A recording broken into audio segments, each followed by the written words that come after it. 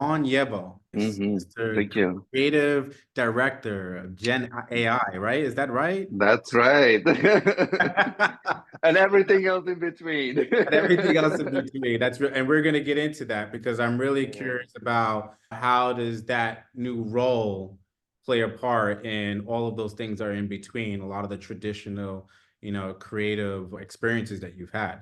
So I'm actually Right. just going to start with, can you tell me about your journey into generative AI Yeah. and fashion photography too? Yeah. I guess I could go like a little bit further back. My Please. background is in fine arts. So when I was back in Soviet times, my mom tricked me when I was in third grade. I ended up competing with about 300 students for 13 seats. It was a very prestigious art academy, which I didn't know about. And I got in, I was one of the 13, and it was 4 years, four subjects only. It was all fine art. It was like the craziest discipline I've ever had as far as art is concerned. For the rest of my life, let's just put it that way. It just laid the groundwork. It was very tough, very prestigious. Not only that, but it was like one of the best educations I've ever had. I'm serious. Anyway, so we came to America when I was 13. I was confused what I wanted to do. I always wanted to be an artist. That's all I've ever known. I've been drawing since I was like 3 years old, according to my mom, and was taken very seriously when I was in second grade. That's how I ended up in that college, in that academy, excuse me. Anyway, so we came to America. I didn't know what I was doing. I was completely lost. And so I wanted to get into advertising really bad because I used to watch this show. It was called 30 something. It was like a late 90s kind of show. And it was all about advertising. And there was this character, his name was Michael, and he became the creative director of this ad agency. And there was like all this craziness, the drama, the art, and how the business works. And I just got so into it. I'm like, I want to be that. I Wow. didn't know how, but I had to be that. So as time went on, I got into art school and I wanted to get in like really quick so I could just go in and start working right away. Yeah. So graphic design seemed to be like a really good idea. So I took that. I got a job immediately, like literally within a couple of months. I got a job here in Studio City. I literally walked up and down and just gave my resumes with literally nothing on it, just How saying I'm old an were you artist. at this time when you did that? I think I was 19 years old. Oh, wow. Okay. Yeah, it's Yeah. my daughter is 13 and she's Hmm. already saying I want to be a graphic designer.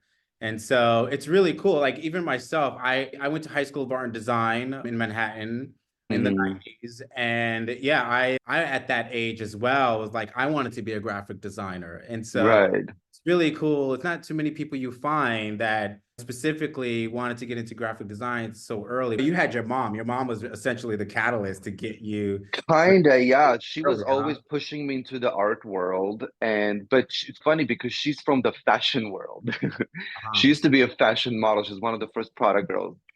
Get to say that every time. I'm proud. I I love it. That's cool. I know, right? Oh, But mom. I know, this was cool. My dad was zero art, except he did photography. So he had his own lab and stuff like that, which is funny. I started drawing, I remember fashion illustrations, but my mom used to do sewing when she was younger, much younger, and they were very poor growing up, and she hated it. She just wanted to make sure I never ever touched a sewing machine, no matter what. Her trauma was really big on that.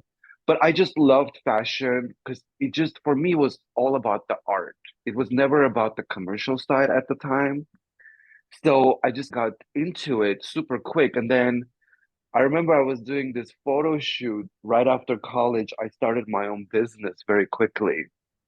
It was right here on Robertson and Melrose. I got this amazing space. I was doing this photo shoot for a company that hired me to design a magazine for them. And it was a modeling agency or something like that. And I started doing that. And I remember I was doing the photo shoot and the photographer didn't show up. Oh no. I'm like, all I was doing at the time was just art directing. Obviously, I knew Yeah, graphic yeah, yeah. design and all that stuff, but I'm like, I've never touched a camera in my life. I was at my dad's lab, but I used to do the retouching, like with the pencil on the photographs to make them sharper. So you Yeah. just to redevelop. That's how I learned things. but I didn't know anything about the camera, the how it works, the lighting. So I remember I called a friend of mine. He was a seasoned photographer already. I said, Andrew, you gotta tell me how to set this thing up. Tell me what I can put on the So it camera, was and the I need to take some technology pictures. aspect that you were unfamiliar with, but you had the I principle had no of clue. Yeah, composition and you had all of the fundamentals and I of it. was already doing retouching of photography and stuff like that, so I knew a lot. Like I knew you had to work at it before the photograph can become the photograph that you want.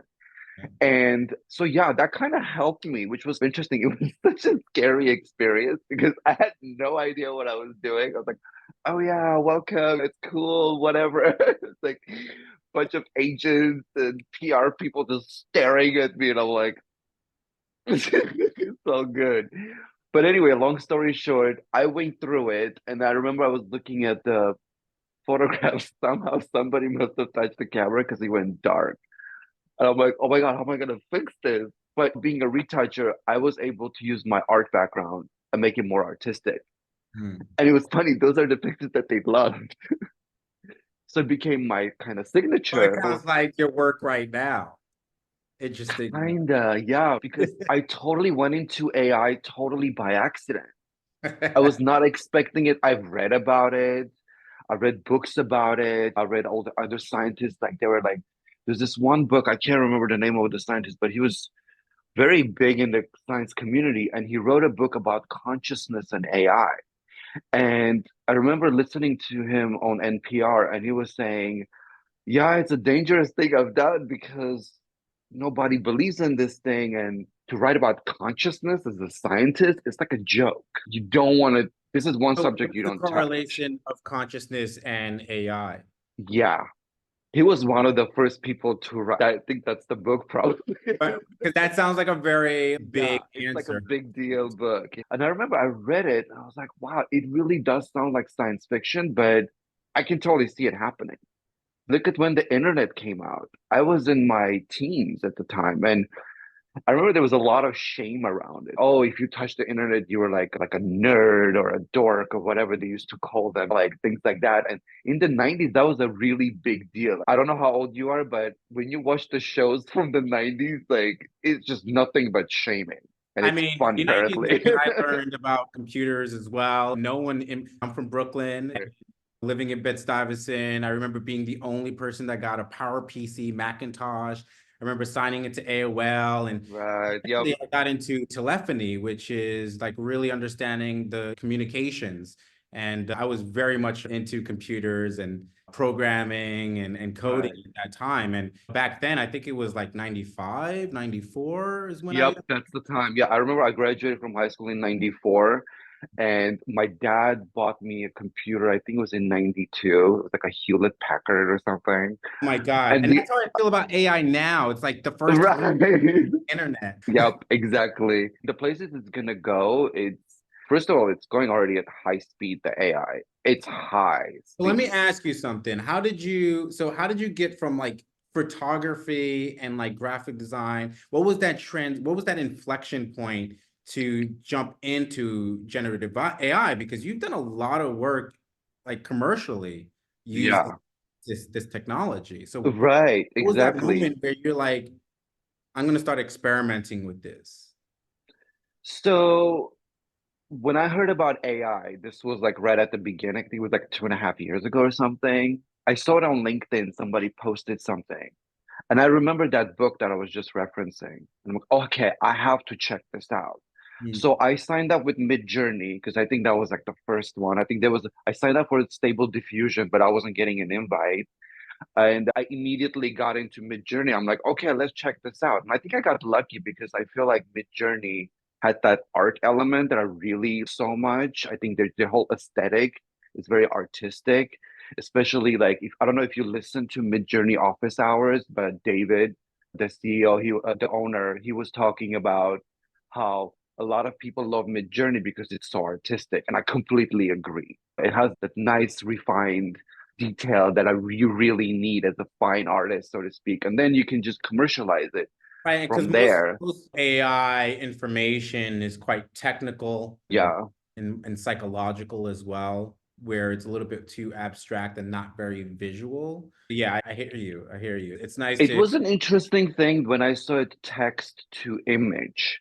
For me, I was a little bit nervous because people have told me I'm an okay writer. Some people told me I'm a good writer. I don't consider myself as a writer, period, because it's just not my forte. I'm good at punching things. Like I would read, I'd be like, put emphasis on this, get rid of that. I'm not sure if we want to talk about this, overall moods and things like that, as a creative director would do, right?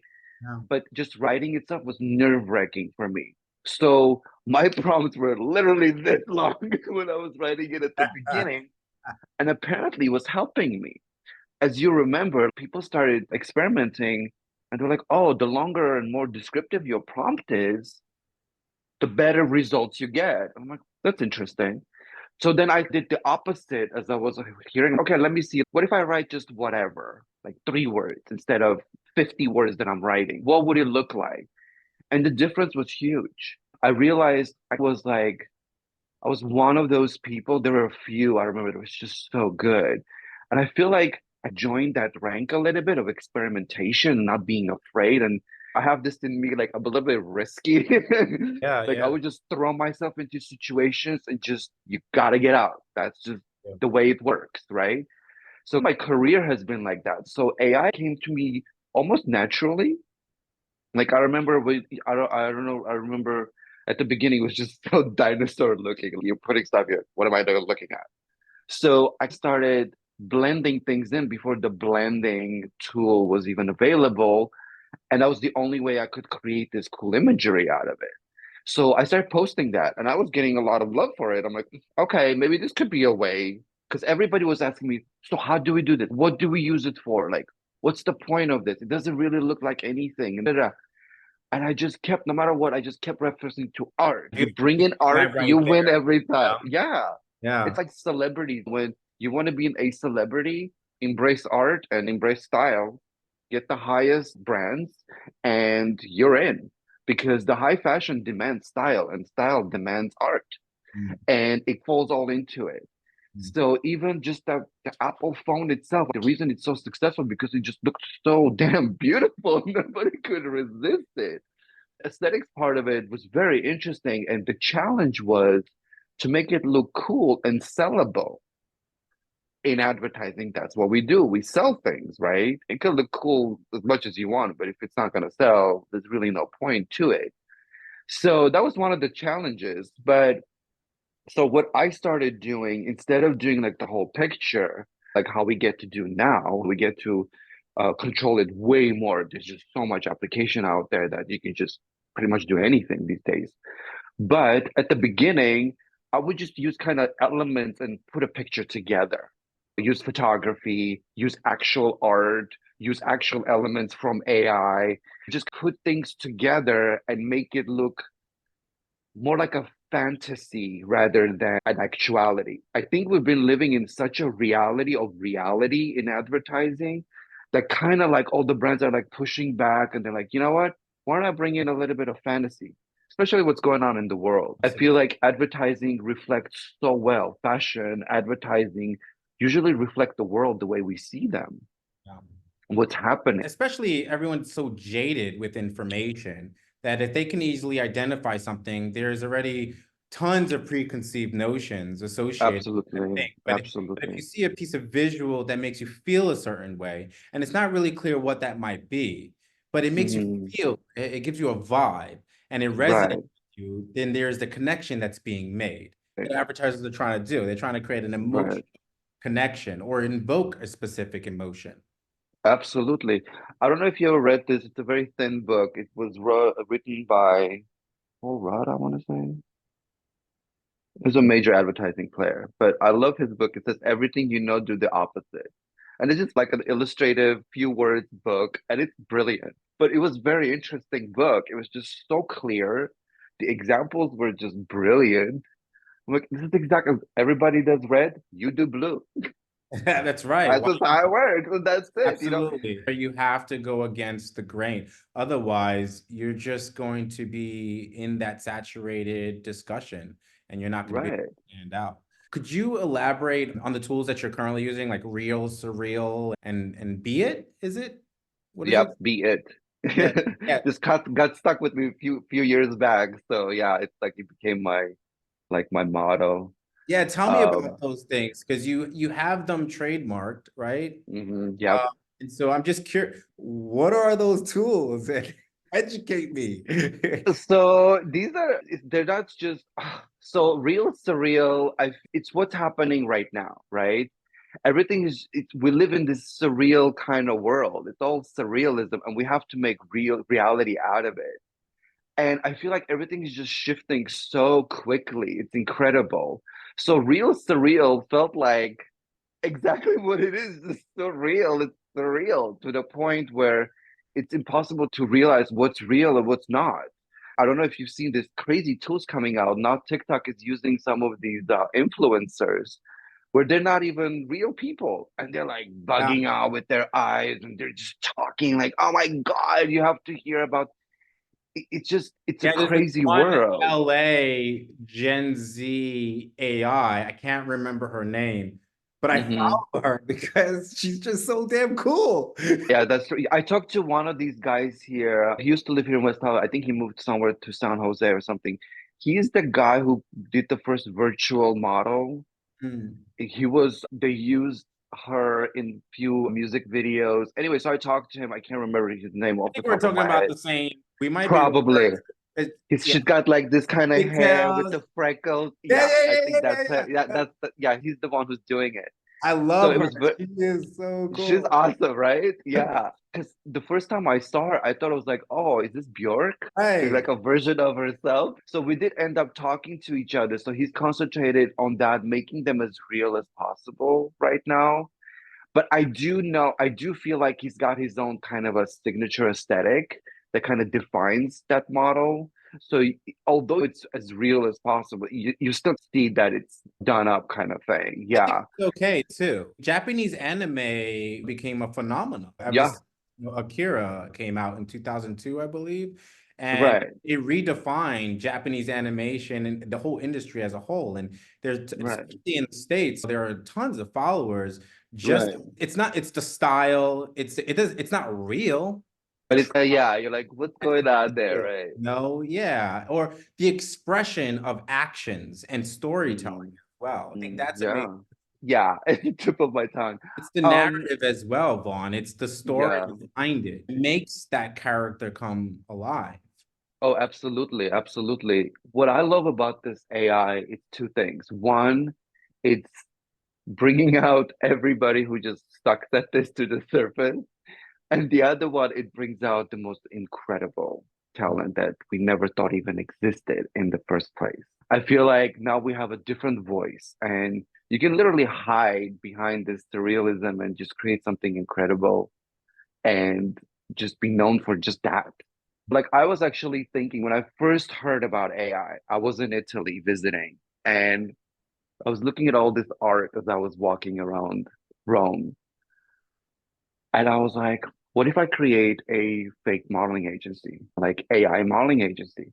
But at the time, it was so new. The way the press was putting it, this is it. Everybody's out of the job, and people were just freaking out. There was no They always tomorrow. say. And I was embracing it. I was like, no, this sounds just like the internet at the beginning. This is just another, You think creatives are going to be out of a job? some will, yeah, some will. Like for example, right now I can create an entire magazine, entire campaign without just by myself.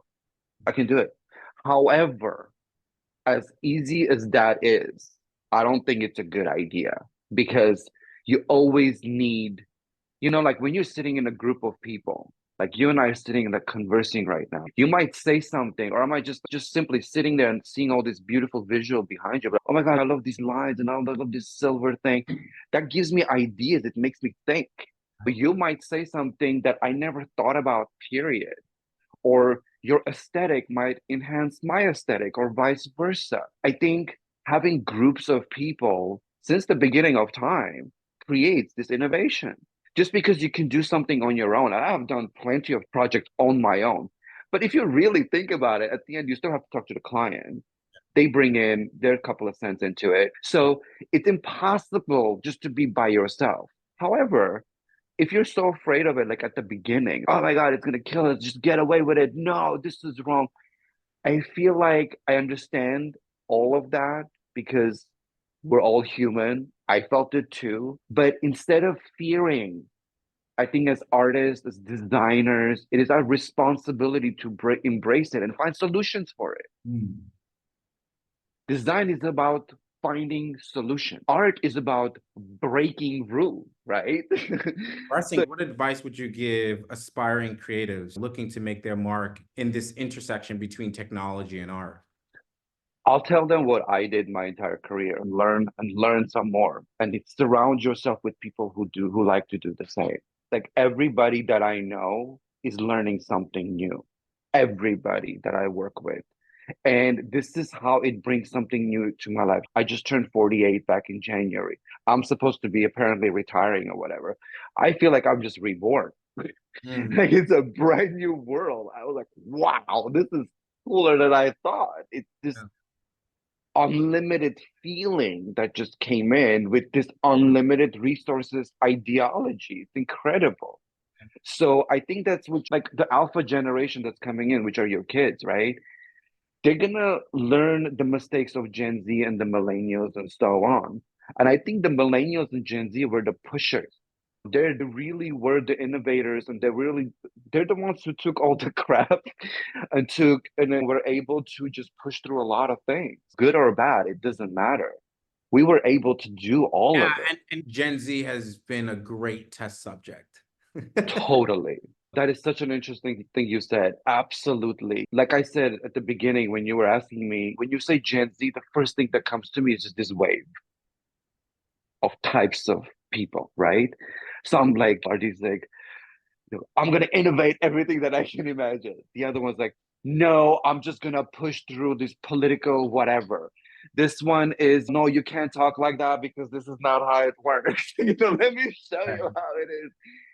It's interesting how everybody, but they're all part of this incredible wave, and you can just go around and just pick whatever you need, and you have this incredible picture.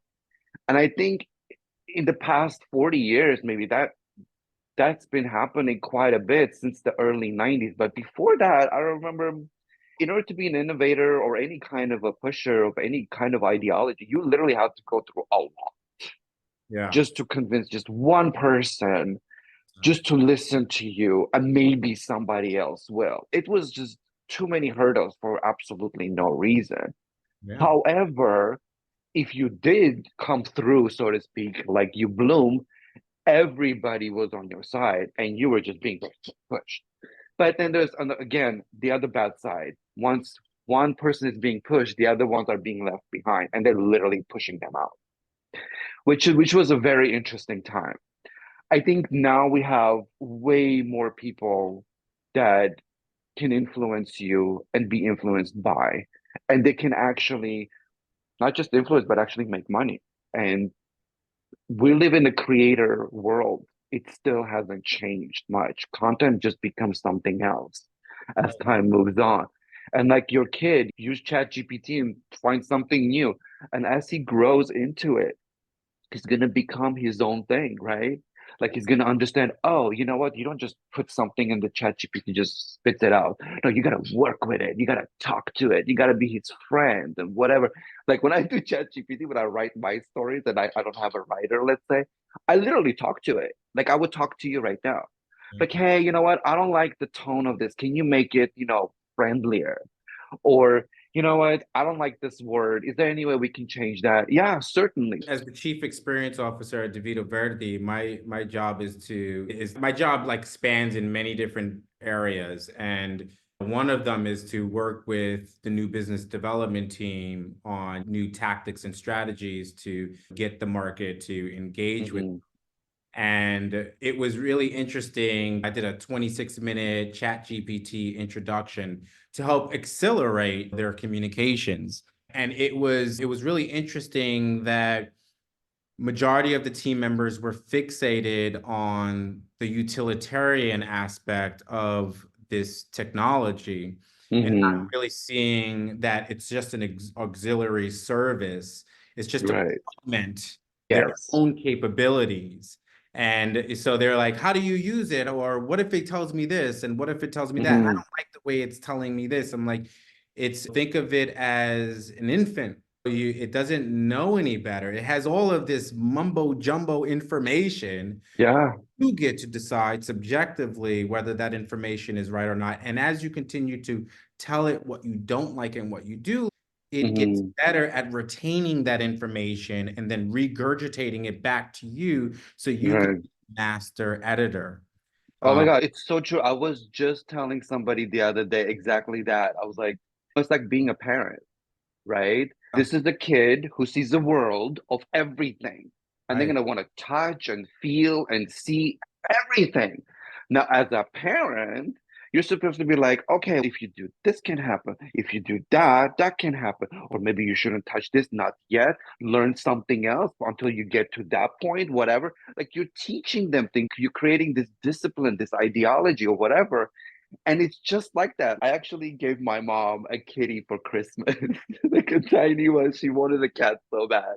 They're getting older and they feel they don't have any grandkids. So I was like, she always had cats. Let me give it. And this cat is so curious. Oh my God, I can't control it. She's like everywhere. She wants to touch. I put something, she's just all over it. She wants to understand it. She wants to feel it.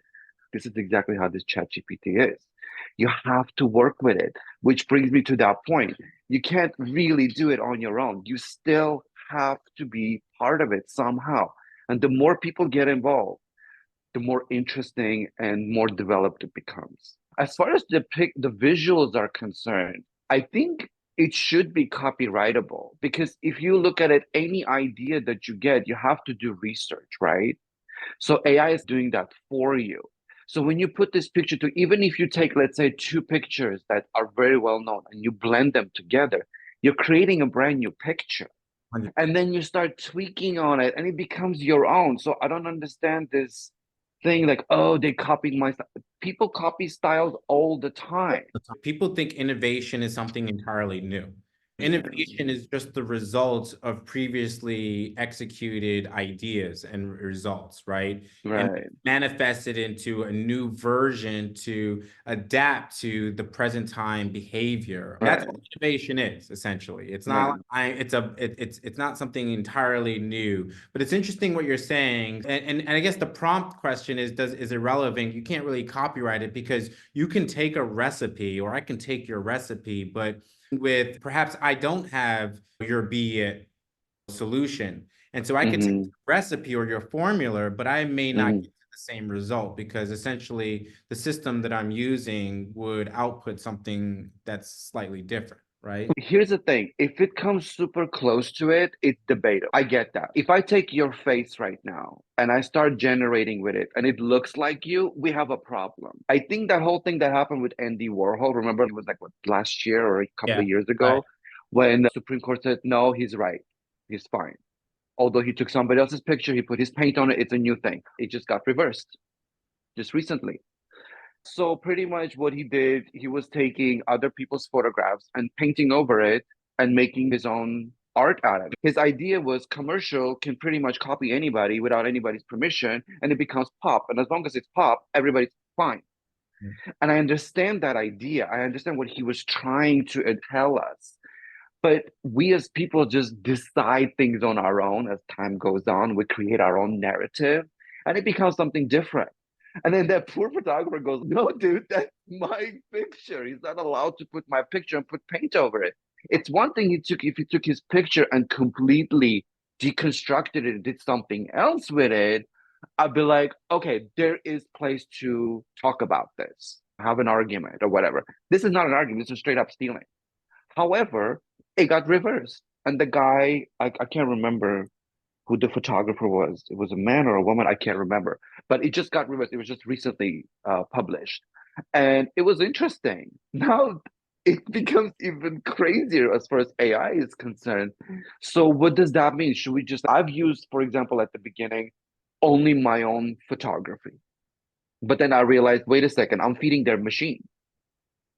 So somebody else is going to be taking that and using it as well. The algorithm is going to start changing, right?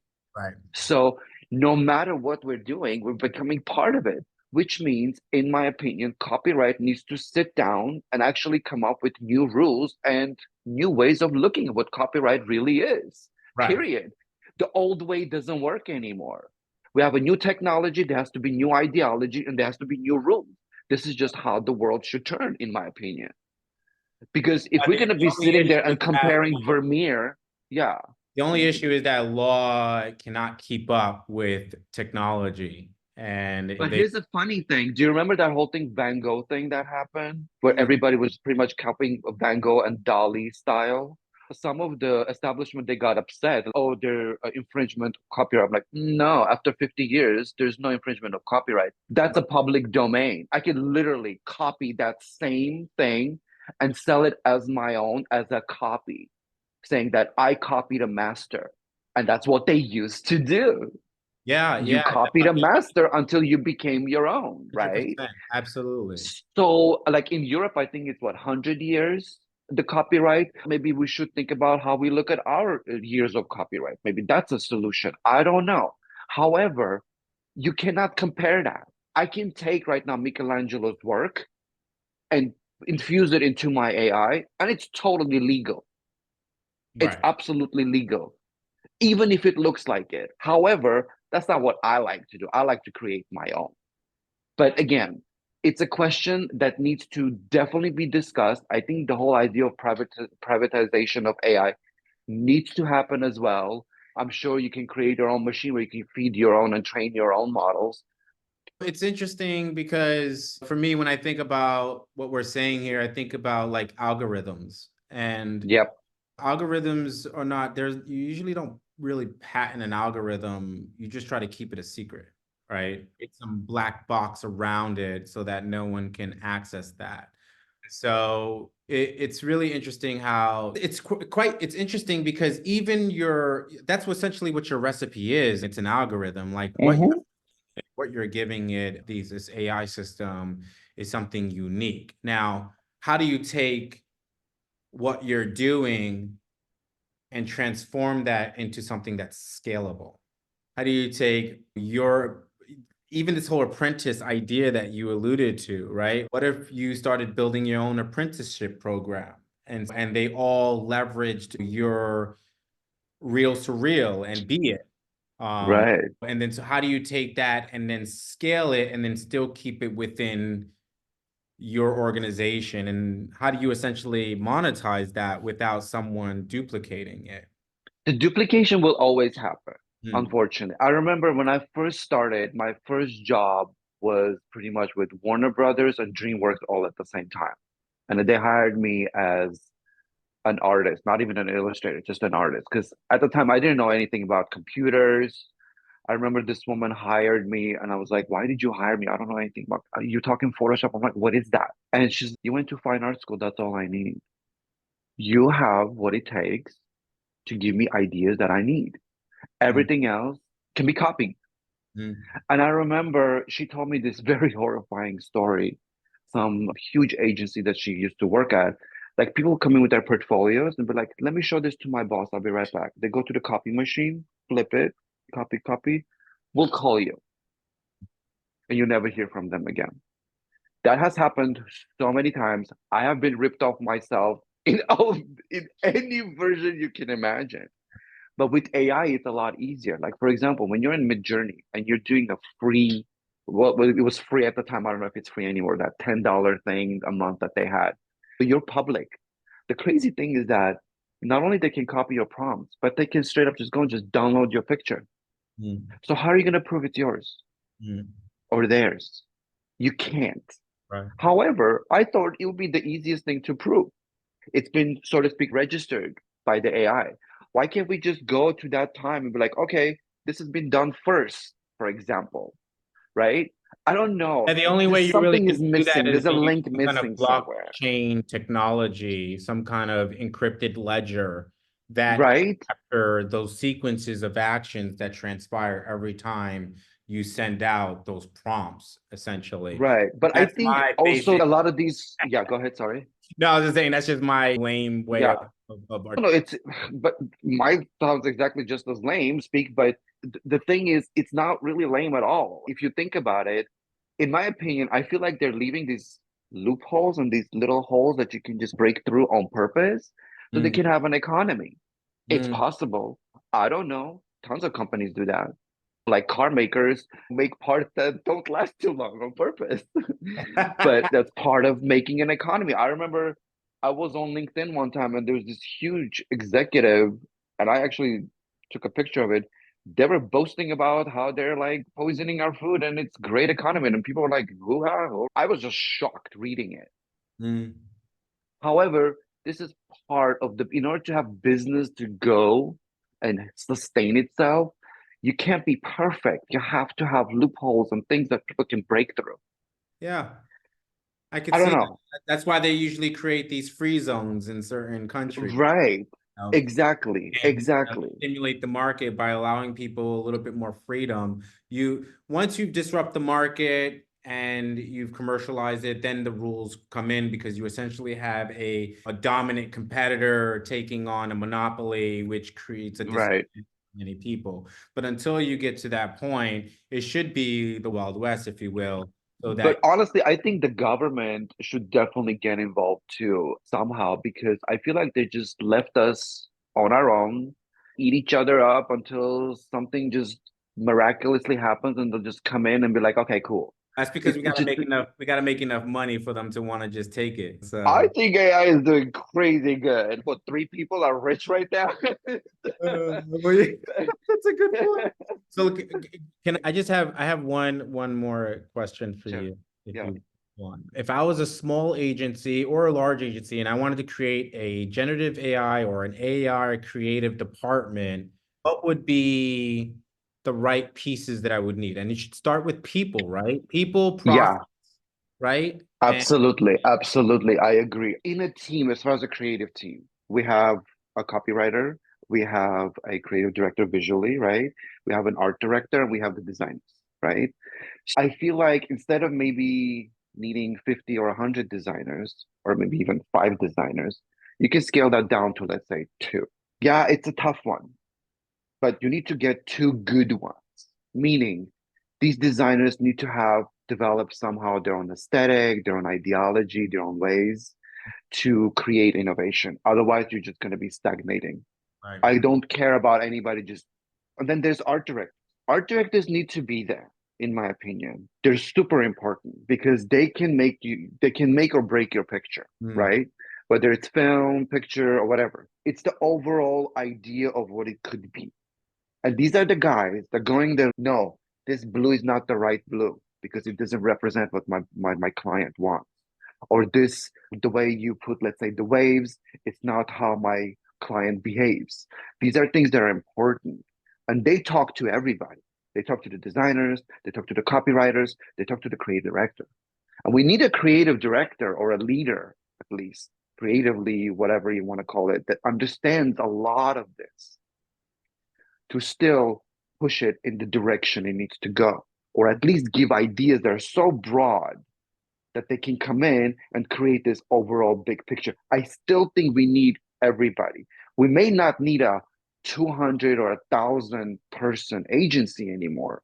We might need good five people or three people, whatever it is. A writer, two designers, design lead or director. Right. And I also think, listen, I can do a lot of things. Seriously, I can do a lot of things because I've had a long career, like almost 25 plus years at this point. However, I don't think I should be doing all of it because at some point you're gonna lazy out on something. Mhm. Terrible word, but you know what? You're gonna Absolutely. have to put your attention to something else. You know, we all think we're multitaskers, but our brains don't work like that. We're just like those old ass computers, excuse my language. You know, you do one thing at a time. It just looks like we're doing a lot of it, Right. Especially if you right? want to dedicate some quality, and quality, takes And care. quality is everything, right? Like You have I to have give it been attention. around town and I see it on like on buses, I've been seeing it on billboards. Literally, they just generated probably within a minute, and you can tell it's That's bad me. work. That's me generating images for. Stop it. Stop that. That's totally me. I'm on Firefly. I'm like, I give it about 10 prompts and I'm good. Oh my God, you're hilarious. Uh, Listen, there's room for a lot of those things. Like when stock photography came out, you could just go literally buy any photographer, and most of the people don't understand these types of things. The reason we have advertising professionals is because we know what we're doing. We're in the industry. We are here to guide you. If you, as a client, thinks you can just do whatever you want because you have all these tools, well, go for it. Nobody's gonna say no. There's tons of companies that do that, or individuals, but most of them are failing and they can't understand why. I've known so many small companies. They're like, oh, we have Instagram, we don't need anybody else, we can just say whatever we want. There's a way of saying it. That's why you have PR people, for example, so you won't say things that might get you in trouble, for example. We've seen that happening for the past 5 years, like crazy. Anything is possible, but you do need these people. You may not need a lot of them, but you need good. I think what we need to do as any agency, we need to start refining our talent. Mm. In my opinion, recruitment, as far as the recruiting agencies for jobs, it's the worst thing that ever happened to humanity Oh yeah. because it's robots that are looking at us. Yep. People, I like to look at your portfolio. When you come into me, I want to look at your portfolio, whether it's writing, whatever. I want to look at it and be like, I'll talk to you, get to know you. I know this is old school, but this is important because now I know how you're going to be part of my company, how my clients are going to be looking at you, and how you're going to be looking at them. It's essential to evaluate knowledge, skills, and abilities, but it's also equally essential to understand cultural fit. And that becomes a Absolutely. challenge the bigger the agency. I see that there are agencies out there that they're so heavily fixated on the knowledge, skills, and abilities that they completely negate the fact that person from a personal standpoint, from a person, they're not quite compatible with the group. And that being said, diversity is critical, but you can have diverse Absolutely people that critical. have shared values. And so, yeah, Like me growing up, I have a funny accent. I call it my gay accent, but whatever. Like I've lived here for 35 years, and for some reason, something coming. It's not Armenian, it's not Russian, it's none of the things that I am. But it's funny how many times I have been boxed into this ideology, and they wouldn't let me come out. Even with my friends, it has happened throughout my entire life. I've been breaking walls, just trying to get through something. Like I remember, I changed my name. I actually designed my name, my first and last name because I felt like my name was holding me back at the beginning, which was maybe the wrong thing to do. I don't know. But I designed my name to be me, nothing else. I want to be everybody. When I came to United States, so I came from that's what the Armenia, United right? States is all about, right? You know, Right. Oh being my God. yourself. Thank you. Thank you so much. I'm a mixed baby, so to speak, right? Nationalities wise. So my mom, she's literally Russian, Belarusian, and Ukrainian mix. My dad's Armenian Greek with some Turkish, apparently. Okay. So when I was born, my mom said, you didn't speak for 3 years. We thought there was a problem with you because there were so many languages in the house. I just started speaking all of them. But here's something interesting that happened to me. Out of all of my siblings, I said, I am everybody. Hmm. Every single sibling that I know, they're like, no, I'm either Armenian or Russian or Belarusian or Ukraine. That's it, nothing else. It's as if though they don't exist. I'm like, my mother is part of me and I'm part of her. So it's my dad.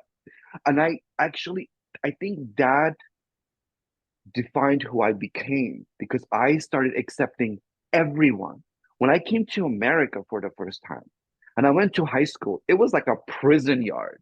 Whites over here, prep guys over there, the other ones over here, Jewish people here, Mexicans here, Wait a Armenians second. there. Are you kidding me? Do you know what I did? I had a friend who was a Jewish guy from Israel. Him and I went and we sat right in the middle of the entire schoolyard.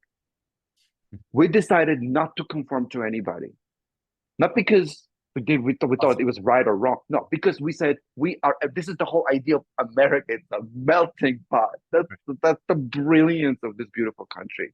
I have traveled so much, and I have every time I come back, I'm like, I love this country.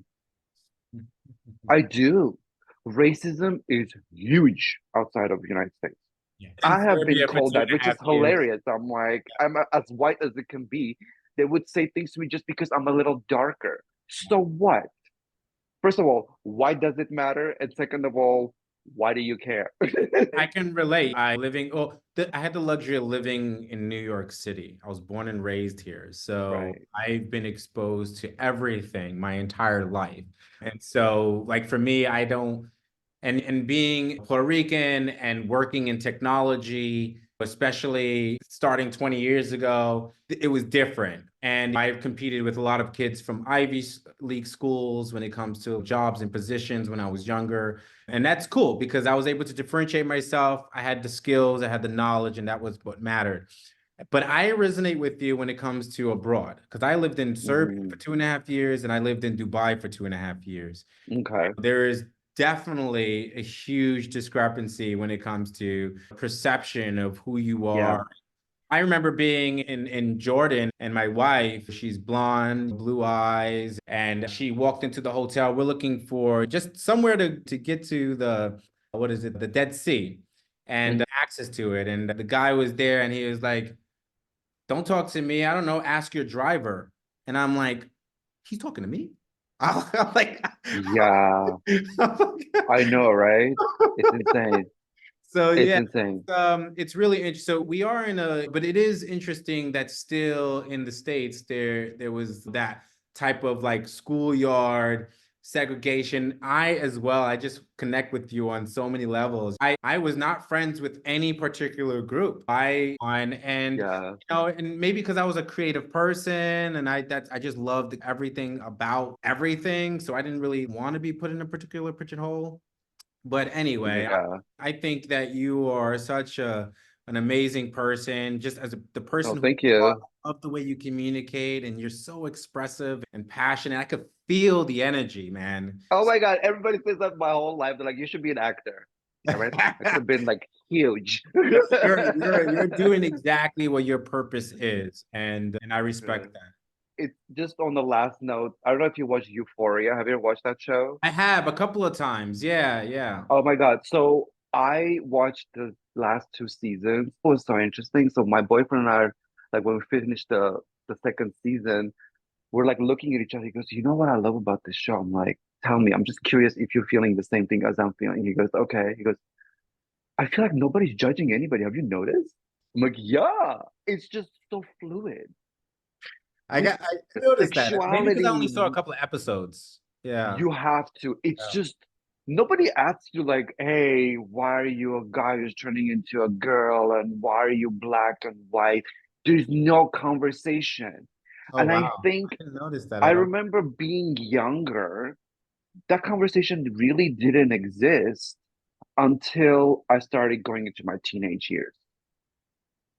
All of a sudden, people started looking at me differently, or they would say things like, especially here in the United States. At the time, I think it was more the stereotype was ideology was way bigger back in the 90s, I'm sure, than it is today. And I do feel it. I remember when I first came out and I was 21 years old and I was like shaking. Oh my God, I'm about to die.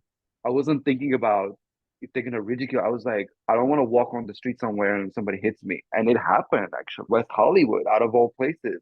A hate crime happened to me. They hit me because I was gay. Hmm. It was crazy for me to believe somebody can hate you so much. I remember my first gay pride parade. I went here and I don't know how I lost the people I was with. And I literally turned around. Next thing I know, there's a bunch of people with the Bible and crosses at me. Goodness. And they're yelling at me with hate. You know those scenes when you see this like big mouth and things are like going like this at you? That's exactly what I felt. The police literally had to drag me out. What are you doing here? Goodness. I'm like, I was just walking. This is what happened. And I remember I was young and I was just sitting at home and I was thinking, how can people hate me without knowing me? Yeah. And I feel like so much has changed, thank God. And we have a long way to Yeah. go. That's I, without a doubt. I think we have come a long way. I think there's still a lot of progress that needs to be made, but I think Tons. we've come along. You know, me on the flip side, when I was younger, growing up in Brooklyn, in the particular neighborhood that I was in, there weren't a lot of kids with curly hair and like there, Interesting. Yeah. and so I was picked on and I was called gay Mm, and I'm and but I wasn't. But right. I That's was just another thing. It's different. like, But whoa. I was just Yeah. different. And I was also creative. So I like Right. and I was very and in general, I'm a pretty flamboyant person, but I was still picked on because of that. It's only until I went to school in Manhattan where that became very different. On the flip side, my daughter, my eldest daughter, she's 21 now, she came out her senior year Oh, wow. Yeah. and she didn't have Well, to do she's a true Gen Z right there. This is your experiment subject. exactly. She didn't have any issues dealing with that because she was surrounded by a family that were like, awesome, okay, whatever. Wow. Like the fact that Yeah. you're even willing to just express yourself was an amazing thing. And now she's engaged and she has her soon-to-be wife. She has a daughter and she's living her best life. That's And amazing. because she's in an environment where she's accepted. And so I Right. just try to flip It's that, like huge. It's our huge. trials and tribulations, the rewards are coming in. And I'm not just saying that I don't think everyone is seeing that, but Yeah. I think that there is some progress being made. Yeah. No, there is progress for sure. It's visible. However, you're right. And I see it myself. We need more, a lot more. But it has changed quite a bit. Like I remember at the beginning of my career, especially with photography, every agency you would call, they would push on white people, Mm, especially white girls. And be mm, like, no, we want black. And this is what they would say. Are you sure? Because they're not very sellable. mm. And I'll be like, whoa, you're an agent. You're representing this individual. So are you lying to them? Are you what, filling up a roster? It was terrible. Like a friend of mine, she's this incredible stylist. I think she's retired now. She worked with the biggest names. And she always used to tell me, she's Vaunn, you're the fighter for us. She like her and I would get on the phone. We're like, we need models for this shoot, whatever. I need one, this, one, that. Definitely make sure there's black, Asian, whatever. Like there'll be a list. Yeah. I remember one time, like I actually wanted a like an Indian person, Indochine look, and they're all like, "Oh, are you sure?" My friend, we're just like just looked at each other with, she just say this on the phone? What if I'm recording her? Whoa. But, you know, But things are surfacing. now people of color, we're sellable. They love us. There is so much talent everywhere, whether you're There's black, talent white, everywhere. Asian, whatever, it doesn't And you know what? matter. Not only that, there's markets everywhere that are affluent. And I think that's another thing is that when you think about like social classes, it's become Mm, the affluent ones have been very segmentized now. Like there are different cultures, right. rising up. And I think that's also helping when it comes to hiring the right talent for the right role. Yeah. It's just, it's a bit of a confusing time. There's the older generation who just knows their way. I remember growing up in the 90s and these people would say racist things, and then my mom would be like, she was raised in the 50s and 60s. What do you expect? She's an old lady. This is what she knows. And I'd Different be like, that's not excusable. She goes, no, it's not excusable, but that's who there is a she mental is. wall there. Yeah. Yeah. I'm sure we're gonna have our own hangups, but it's a good thing to just constantly push. But as far as like diversity and things like that, I'm so glad it's happening because for the first time you actually see, oh my God, this person can bring some of their culture in here and actually get to express themselves. Which gives people a window into that culture. And then they can get inspired and see new ideas. Absolutely. Oh my God, so true. Globalization, I think, should happen culturally rather than financially. I think this is where, in my opinion, we're going to start thriving as humans. Accepting each other should be priority number one. Look at how many wars are happening. It's insanity. It's Oh just man. You gave me War goosebumps. after war. With you. I'm with you. Yeah, And it's nothing but like different cultures fighting each other. It's insanity. and the good thing is that we are creative people and we're in positions to, make decisions on what content gets disseminated and whom we can inspire. And I And think, hopefully open some eyes. Yeah. yeah, I think that's essentially I'm not saying I'm saving the world, No. but the world is being enabled through content and through information today. And so making the conscious choice to make ethical decisions around what information gets disseminated is a responsibility that personally I That take. we all should take. Yes, I agree. Every single one of us. I think that's another thing that's missing sometimes a little bit to these days is that we don't think too hard. We just do it. It's sometimes it's okay to just sit back. Let me think about it. And I think maybe it's because of the information and technology, the way it's moving so fast. The world is just moving at a crazy speed. But I think there should be a moment where you just step back and be like, you know what? Let me take a breath. Yeah, the Let me only thing think is before that I say pulled on the something. lever of greed, and there's a lot of money to be made, and people are chopping at the bits. All of those founders that made bazillion dollars, even like the 20th employee, the 30th employee at like the Facebooks of the world, they capitalized on that behavioral change that they've made in essentially in the market. And Yeah, at that time, it was fun and creative and breaking rules and all that stuff. It's created this very short attention span, but that's a conversation for another time. for sure. I feel like I can talk to you for another 10 hours. Vaunn, thank you so much. I want to stay Yeah, in contact with you. I think you're really absolutely. awesome. Please.